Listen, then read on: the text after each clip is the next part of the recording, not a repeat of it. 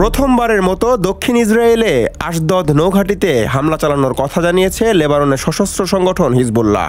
এছাড়া তেল আবিবতে অবস্থিত একটি সামরিক ঘাঁটিতেও উন্নত প্রযুক্তির ক্ষেপণাস্ত্র ও ড্রোন হামলা চালিয়েছে ইরান সমর্থিত এই গোষ্ঠীটি। ইসরায়েল সেনাবাহিনী স্বীকার করেছে তেল আবিব সহ মধ্য এবং উত্তর ইসরায়েলে আকাশের সাইরেন বাজানো হয়। লেবানন থেকে 250টি প্রজেক্টাইল ক্ষেপণাস্ত্র হামলা চালানো হয়েছে। তবে এর কিছু পরেই ইসরায়েলি আর্মি রেডিও জানিয়েছে লেবানন থেকে 340টি ক্ষেপণাস্ত্র হামলা চালানো হয়েছে। এছাড়া উত্তর ইসরায়েলে ছোড়া কয়েকটি ক্ষেপণাস্ত্র তারা প্রতিহত করেছে।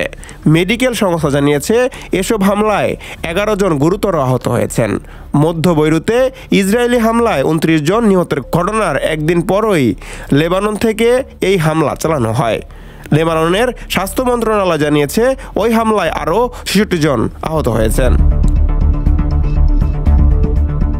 এদিকে লেবাননের তত্ত্বাবধায়ক সরকারের প্রধানমন্ত্রী নজিব মিকাতি এ হামলায় যুক্তরাষ্ট্রের চলমান যুদ্ধবিরতির প্রচেষ্টার উপর আগ্রাসন হিসেবে অবহিত করে নিন্দা জানিয়েছে।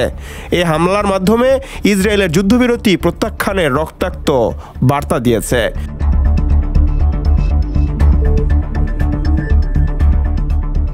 অন্যদিকে ইউরোপীয় ইউনিয়নের শীর্ষ কূটনীতিক হিজবুল্লাহ এবং ইসরায়েলের মধ্যে যুদ্ধবন্ধে একমতে পৌঁছে অধিক চাপ প্রয়োগের আহ্বান জানিয়েছেন।